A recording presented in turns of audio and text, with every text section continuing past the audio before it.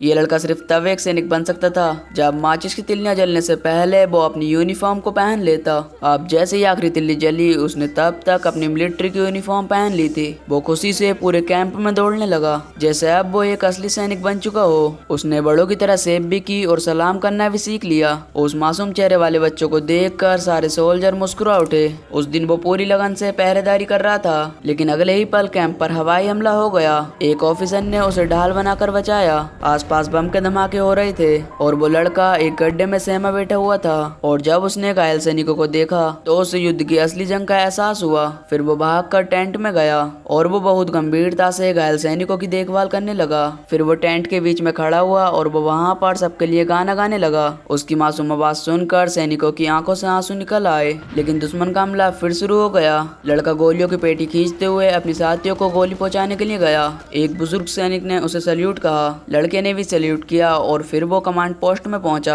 जहां उसे पता चला कम्युनिकेशन लाइन कट चुकी थी। कमांडर की परेशानी देखकर वो बिना कुछ सोचे बाहर निकल गया। गोलियों की बारिश के बीच वो लड़खड़ाते हुए आगे बढ़ा और टूटी हुई वायर को जोड़ दिया। सिग्नल दोबारा से जुड़ गया और इसी की वजह से दुश्मन को पीछे हटना पड़ा। एक दिन वो स्काउट की तरह निगरानी करने के लिए निकला और उसने दूर से देखा कि घास के ढेर में किसी का पेड़ छुपा हुआ है। वो दौड़ते हुए कैंप लौटा और सबको बताया। वहाँ पर किसी को भी यकीन नहीं हुआ, लेकिन लड़के के ज्यादा जोर देने पर वो दो सैनिकों को वहाँ पर लेकर पहुंचा। दुश्मन को बाहर निकालने के लिए उन्होंने घास में आग लगा दी। अचानक दो दुश्मन भागते हुए बाहर आए और उन्हें पकड़ लिया गया। बाद में लड़का वहाँ से एक बैग भी बाहर खींच लाया, जिसमें दुश्मनों का रेडियो था जो कि बमबारी की लोकेशन भेज रहा था। इस बार भी लड़के ने बहादुरी से काम किया, लेकिन उसने कभी घमंड नहीं किया, बल्कि उसने खुद ही एक कोरियर सोल्जर बनने की गुजारिश की ताकि वो सैनिकों को चिट्ठियां पहुंचा सके। हर कोई उस प्यारे बच्चे को पसंद करता था और एक सैनिक ने तो उसके लिए डांस तक किया। अगले दिन फिर से जब वो चिट्ठी लेकर पहुंचा तो वो सैनिक अब इस दुनिया में नहीं था। लड़के ने चुपचाप अपनी टोपी उतारी और दुखी होकर वहां से चला गया।